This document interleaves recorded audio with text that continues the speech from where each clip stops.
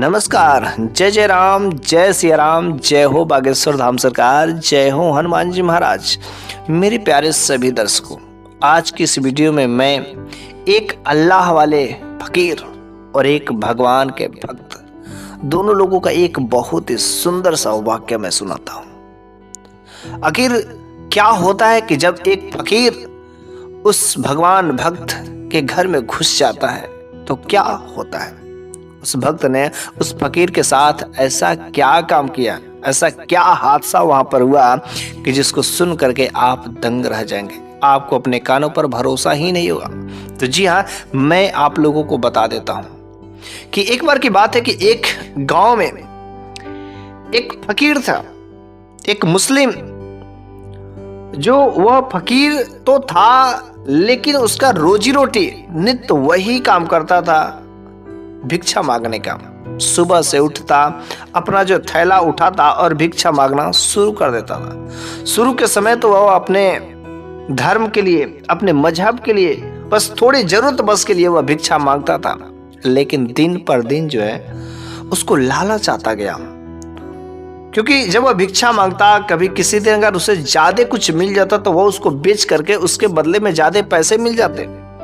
और इस तरीके से उस फकीर को धीरे धीरे लालच आता गया। और अब तो वह पूरा सुबह से ही थैला उठाता और शाम तक भिक्षाटन का काम किया करता था।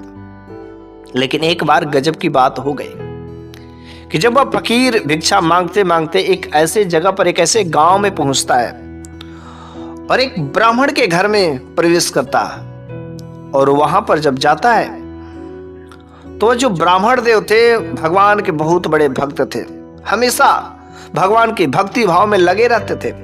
लेकिन जब वहां पर फकीर जाता है तो वहां पर कहता है कि अल्लाह के नाम पर कुछ दे दे, अल्लाह के नाम पर कुछ दे दे। लेकिन जिस समय वह पहुंचता है उस समय वह अपने भगवान की भक्ति में मगन रहते हैं, उनके मंत्रों को उच्चारण कर रहे होते हैं। लेकिन तब तक उनकी नींद, उनकी आंख खुल ही जाती है। तब तक देखते हैं कि मेरे सामने एक फकीर है जो कह रहा है कि अल्लाह के नाम पर कुछ दे दे।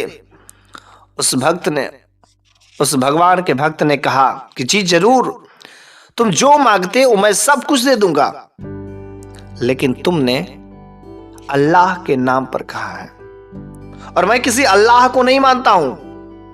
तुम एक मुस्लिम हो, मैं एक हिंदू हूं। तुम अल्लाह को मानते हो लेकिन मेरे लिए अल्लाह कुछ नहीं है, मैं अल्लाह को नहीं मानता हूं। मेरा तो भगवान है, मैं जिसका पूजा अर्चना आराधना तपस्या करता हूं। तुम्हारा जो अल्लाह है उसका कोई रूप रंग कहीं कुछ नहीं है। लेकिन मेरे जो भगवान है उनके अनेक प्रकार के, जिस छवि में खोजोगे उस छवि में वह दर्शन देते हैं। तुम्हारे मन में जिसके भी प्रति चाह है, जिस रूप में उनको पाना चाहोगे उस रूप में वह तुम्हें दर्शन दे करके और तुम्हारा कल्याण करते हैं। मैं अल्लाह वाले पर भरोसा बिल्कुल ही नहीं करता, मैं तो अपने भगवान पर भरोसा करता हूं। शायद तुमको मेरे भगवान के बारे में नहीं पता होगा, उनके कई सारे रूप हैं। तुम जिस रूप में पाना चाहो उस रूप में जो है तुम्हें दर्शन दे सकते हैं और तुम्हारे जीवन के सारे कष्टों को हर लेते हैं। कोई किसी रूप में पूजता है तो कोई किसी रूप में पूजता है, लेकिन जिस रूप में तुम चाहोगे उस तरीके से वह तुम्हारे साथ आकर के तुम्हारे जीवन के कष्टों को हर लेते हैं। क्योंकि जो मेरे भगवान है, जो मेरे प्रभु है, जो मेरे इष्टदेव है, उनके बिना इस दुनिया में एक पत्ता भी नहीं हिलता। हमारे तुम्हारे न्याय में, हिसाब में गड़बड़ी हो सकती, लेकिन उनके न्याय में एक रति का भी चूक नहीं होता है। पूरी दुनिया उन्हीं के अंडर पर चलती है। हम लोग समझते कुछ और, लेकिन हम लोग तो उनके हाथ के एक कठपुतली है। जब उनकी कृपा होती है तो बस राजा भी रंक बन जाता है और रंक को भी राजा बनाने में समय नहीं लगता। जीवन के कैसा भी, कितना भी बड़ा से बड़ा कष्ट हो, उनके लिए वह कुछ भी नहीं है। और कितना भी कोई घमंडी रहे, बलवान रहे, उनके सामने वह फीका हो जाता है। हमारे भगवान ऐसे हैं जो हर जगह होते हैं, कण कण में विद्यमान होते हैं। जिस जगह पर खोजोगे उस जगह पर होते हैं। उनके लिए कोई प्रॉपर जगह की बात नहीं होती है। जहां पर दर्शन करोगे वहां पर उनकी भक्ति भाव शुरू कर दो, तपस्या करना शुरू कर दो। शायद तुम हमारे भगवान के बारे में नहीं जानते हो। अगर उन पर विश्वास करते हो, उनकी भक्ति भाव करते हो, उनकी तपस्या करते हो, तो तुम्हारे लिए कुछ भी असंभव नहीं हो सकता। असंभव काम को भी वे संभव बना देते हैं और बिगड़े हुए काम को तो बस चुटकियों में बना देते हैं। इसलिए मैं तुम्हें भिक्षा नहीं दे सकता, क्योंकि तुम मेरे भगवान को नहीं मानते हो। मेरे भगवान का तुमने अपमान किया है, तुमने मेरे भगवान के नाम पर भिक्षा का काम नहीं किया है, इसलिए मैं तुम्हें भिक्षा नहीं दे सकता। वह अल्लाह वाला फकीर जो है वहां से निराश होकर के चला जाता है और वो कहता है कि मैंने तो बहुत बड़ी गलती कर दी। शायद मुझे अगर पहले पता रहता तो मैं इसे भगवान के नाम पर मांगता तो जरूर मुझे कुछ मिल जाता। वहां से वह फकीर निकल जाता है, लेकिन मन में सोचता है कि एक ना एक दिन मैं किसी ना किसी तरीके से इससे मैं भिक्षा लेकर के ही रहूंगा। कुछ दिन कुछ अरसे बीत जाते हैं, लेकिन उसके मन में, उस फकीर के मन में यह बातें चलती रहती है कि उस ब्राह्मण के, उस तपस्वी का जो भगवान का बहुत बड़ा भक्त मानता है अपने आप को, उससे मैं भिक्षा लेकर के ही रहूंगा। और चूंकि भिक्षा मांगना उसके लिए एक व्यवसाय बन गया था, लालच बन गया था, और कुछ दिनों के बाद वह फकीर फिर से वहां पर उस ब्राह्मण देव के घर, उस तपस्वी के घर, जो भगवान भक्त के घर आते हैं। और वह फकीर चूंकि मुस्लिम था, अल्लाह को मानने वाला था, लेकिन भिक्षा लेने के लिए वह जो है दरवाजे पर आकर के और कहता है कि भगवान पर के नाम पर कुछ दे दे, भगवान के नाम पर कुछ दे दे। उस समय भी ठीक वह तपस्वी और भगवान का भक्त वही भगवान के ध्यान में लगे रहते हैं, लेकिन जब दरवाजे पर देखते हैं कि किसी की आवाज आई है तो बस तुरंत पहचान जाते कि तो वही फकीर है जो कुछ दिनों पहले मुझसे भिक्षा मांगने आया था और आज भगवान के नाम पर भिक्षा मांग रहा है। इस कारण से मैं तुम्हें जो मांगोगे वो दूंगा। उसने कहा कि तुम्हें बताओ क्या चाहिए। उसने कहा कि मैं आपके भगवान के नाम पर भिक्षा मांगने आया है और आपने कहा भी है जो मांगोगे वो देंगे, तो मुझे पूरा विश्वास है कि आपको अपने भगवान पर भरोसा होगा। और आज देखते हैं कि आपको अपने भगवान पर कितना भरोसा है। जो आपके सामने वह गिलास रखा है, मुझे वही गिलास चाहिए, लेकिन वह गिलास जब आप मुझे दे तो मेरे हाथों में सोने का गिलास होना चाहिए। उसने कहा इसमें कौन सी बड़ी बात है। जब हमारे प्रभु की कृपा होगी तो हमारे प्रभु को कोई चीज चैलेंज नहीं होता है, वह तुरंत उस काम को हो जाता है। और जहां पर आन मान शान की बात हो जाती है तो हमारे प्रभु तो वहां पर अवश्य ही आते हैं। उसने कहा बस इतनी सी बात है। उसने कहा ठीक है, अवश्य मैं आपको जो गिलास है आपको सोने में बदल करके ही दूंगा।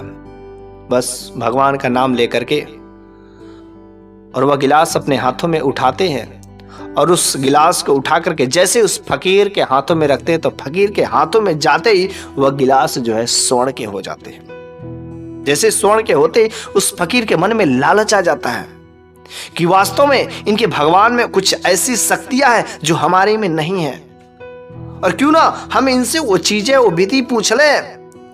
और जब वो चीजें, वो विधि इनके भगवान के बारे में जान जाएंगे, अगर हम भी करने लगेंगे तो मैं तो बहुत सारा माल, बहुत सारी चीजों को, धन संपत्ति को मैं सोने में तब्दील कर दूंगा और बहुत सारे काम कर दूंगा। क्यों ना हम इनसे विधि ही पूछ लें।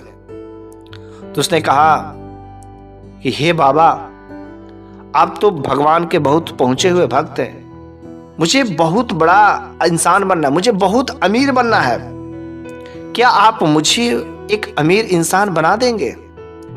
उसने कहा हाँ अवश्य, क्यों ना, मैं तुम्हें अमीर इंसान की बात कर, जो कहोगे वह होगा। उसने कहा तो बस आप मुझे बना ही दीजिए। उस भगवान के भक्त ने कहा तुम अल्लाह वाले हो और मेरे भगवान को मानने लगे हो, इस कारण से मैं तुम्हें अमीर तो बना ही दूंगा, लेकिन इसके लिए तुम्हें मेरे साथ 1 सप्ताह रहना पड़ेगा।